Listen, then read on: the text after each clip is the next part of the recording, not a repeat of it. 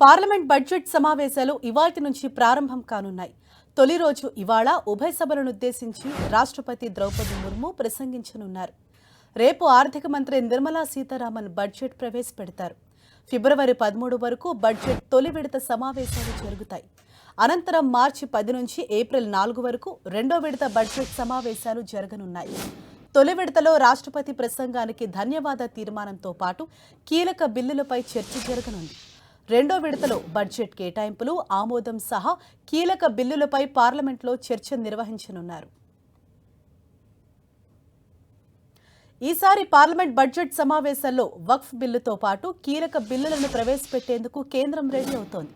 వక్ఫ్ బిల్లును ఈ సమావేశంలోనే పార్లమెంట్ ముందుకు తెస్తామని అఖిలపక్ష సమావేశంలో కేంద్రం తేల్చి చెప్పింది. విపక్షాలకు ఇచ్చిన బిల్లుల జాబితాలో వక్ఫ్ బిల్లును కూడా చేర్చింది. వక్ఫ్ చట్ట సవరణ, ముసల్మాన్ వక్ఫ్ రద్దు బిల్లులు సభ ముందుకు తీసుకురానుంది కేంద్రం. బడ్జెట్ సమావేశాల కోసం ప్రతిపక్షాలు వ్యూహాలతో సిద్ధమయ్యాయి. నిరుద్యోగం, ద్రవ్యోల్బణం, రూపాయి విలువ పతనం మొదలైన అంశాలపై విపక్షాలు పట్టుబట్టే అవకాశం ఉంది. ఇదే విషయంపై మరింత సమాచారం ఢిల్లీ నుంచి మా ప్రతినిధి గోపీకృష్ణ మనకు అందిస్తారు. గోపి, పార్లమెంట్ బడ్జెట్ సమావేశాలు నేటి నుంచి ప్రారంభమవుతున్నాయి. ఉదయం 11 గంటలకి పార్లమెంట్ ఉభయ సభలను ఉద్దేశించి ఈరోజు తొలి రోజు రాష్ట్రపతి ద్రౌపది ముర్ము ప్రసంగించబోతున్నారు. నూతన పార్లమెంట్ భవనంలో లోక్సభలో రాష్ట్రపతి ద్రౌపది ముర్ము ప్రసంగం అనేది ఉండబోతోంది. ఈరోజు ముఖ్యంగా తొలి విడత బడ్జెట్ సమావేశాలు, 2 విడతల్లో ఈ బడ్జెట్ సమావేశాలు జరుగుతున్నాయి. జనవరి 31 నుంచి ఫిబ్రవరి 13 వరకు తొలి విడతలో 9 రోజుల 10 దినాల్లో పార్లమెంట్ జరుగుతుంది. అండ్ రెండో విడతలో భాగంగా మార్చి 10వ తేదీ నుంచి ఏప్రిల్ 4వ తేదీ వరకు 18 రోజుల 10 దినాల్లో ఈ పార్లమెంట్ బడ్జెట్ సమావేశాలు అనేవి కొనసాగుతాయి. తొలి సెషన్లో రాష్ట్రపతి ప్రసంగానికి ధన్యవాద తీర్మానంపై చర్చ సహా బడ్జెట్ని ప్రవేశపెట్టడం, అలాగే వక్ఫ్ సవరణ బిల్లుకి ఆమోదం అంశాలని పార్లమెంట్ ముందుకి కేంద్రం తీసుకురాబోతోంది. ఈరోజు రాష్ట్రపతి ద్రౌపది ముర్ము ప్రసంగం అనంతరం ఉభయ సభలు కూడా సమావేశమవుతాయి. మాజీ ప్రధాని మన్మోహన్ సింగ్ మృతికి ఉభయ సభలు సంతాపం తెలపడం జరుగుతుంది. అలాగే ఇటీవల చనిపోయిన మాజీ ఎంపీల మృతికి కూడా సంతాపం తెలియపరచడం జరుగుతుంది. అనంతరం లోక్సభలో 12 గంటలకి 2024-25 ఆర్థిక సర్వేని ఆర్థిక మంత్రి నిర్మలా సీతారామన్ ప్రవేశపెడతారు. అనంతరం మధ్యాహ్నం 2 గంటలకి రాజ్యసభలో ఈ ఆర్థిక సర్వేని ఆర్థిక మంత్రి ప్రవేశపెట్టడం జరుగుతుంది. ఆర్థిక శాఖ ముఖ్యంగా 2024-25 సంవత్సరంలో దేశ అభివృద్ధి, అలాగే రంగాల వారీగా వృద్ధి రేటు ఏ విధంగా ఉంది, భవిష్యత్ అంచనాలేంటి, ఇటువంటి అంశాలతో ఆర్థిక శాఖ ఈ ఆర్థిక సర్వేని రూపొందించడం జరుగుతుంది. భవిష్యత్ ముఖ్యంగా దేశంలో వివిధ రంగాల వారీగా వృద్ధి రేటు ఏ విధంగా ఉండబోతుందన్న అంశాలని ఈ ఆర్థిక సర్వే ద్వారా తెలుసుకునే అవకాశం ఉంటుంది. సో ఈరోజు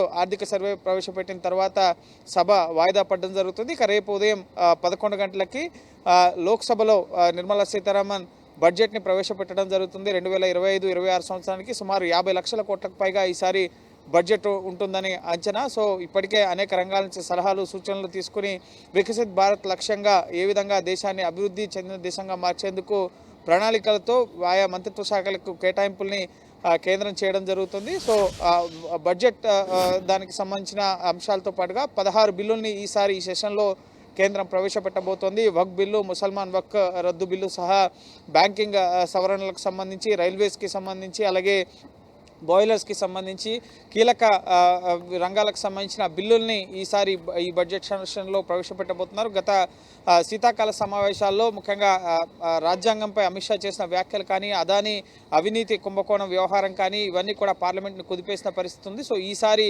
పార్లమెంట్ సమావేశాలు సజావుగా జరిగేందుకు సహకరించాలని చెప్పి నిన్న అఖిలపక్ష సమావేశం నిర్వహించడం జరిగింది. 36 పార్టీలకు సంబంధించి 52 మంది నేతలు హాజరయ్యారు. సో ఈరోజు సెషన్ స్టార్ట్ అయ్యే ముందు ఉదయం 10:30 గంటలకి పార్లమెంట్ ఆవరణలో ప్రధాని మోడీ మీడియాని ఉద్దేశించి మాట్లాడబోతున్నారు. ఎంపీలంతా కూడా ఈ సెషన్ని వినియోగించుకోవాలి, పార్లమెంట్ సమావేశాలకు సహకరించాలి అని చెప్పి ప్రధాని మోడీ విపక్ష ఎంపీలకు విజ్ఞప్తి చేసే అవకాశం ఉంది. అలాగే విపక్ష ఎంపీలు కూడా అస్త్రశస్త్రాలతో సన్నద్ధమైన పరిస్థితి. ఒక పక్క ఢిల్లీ అసెంబ్లీ ఎలక్షన్స్ జరుగుతున్నాయి, మరోపక్క ఈ పార్లమెంట్ సమావేశాలు ముఖ్యంగా ధరల పెరుగుదల, నిరుద్యోగంతో పాటుగా రైతు సమస్యలు, రైతుల పంటల మద్దతు ధరకు చట్టబద్ధతకు సంబంధించిన అంశంపై కేంద్రం ఇచ్చిన హామీ అనేది పెండింగ్లో ఉంటూ వస్తుంది 2 ఏళ్లుగా. సో దీన్ని త్వరితగతిన నెరవేర్చాలి నెరవేర్చాలని చెప్పి రైతులు ఇంకా పంజాబ్ హర్యానా సరిహద్దులో ఆందోళన కొనసాగిస్తున్న తరుణంలో సో రైతుల అంశం కానీ అలాగే మణిపూర్లో ఇంకా అల్లర్లు సద్దుమణగని పరిస్థితి ఉంది. ఇంకా అక్కడ అల్లర్లు కొనసాగుతూనే ఉన్న పరిస్థితి ఉంది. మైతీలకి కుక్కీ వర్గానికి సంబంధించి అలాగే అదానీ వ్యవహారం అలాగే రాజ్యాంగాన్ని ధ్వంసం చేసే విధంగా బీజేపీ విధానాలు ఉన్నాయి, ప్రయత్నాలు ఉన్నాయి. రిజర్వేషన్లు రద్దు చేసే విధంగా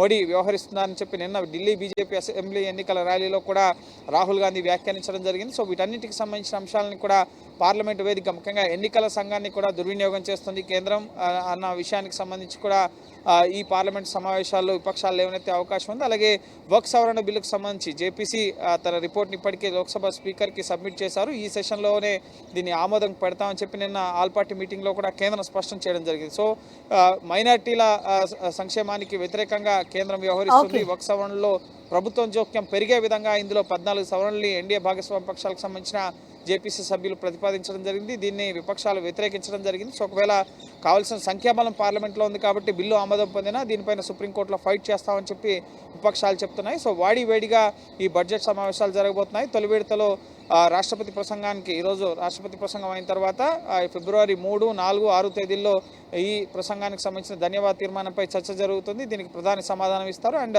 నెక్స్ట్ వక్ఫ్ బిల్లుకు సంబంధించిన ఆమోదం పొందే అవకాశం ఉంది. అండ్ రెండో విడత సమావేశాల్లో బడ్జెట్కి సంబంధించిన గ్రాంట్స్ అలాగే బడ్జెట్కి ఆమోదం సంబంధించి చర్చ అనేది జరగబోతుంది. సో వేడిగా ఈ బడ్జెట్ సమావేశాలు అనేవి జరగబోతున్నాయి. Thank you Gopi.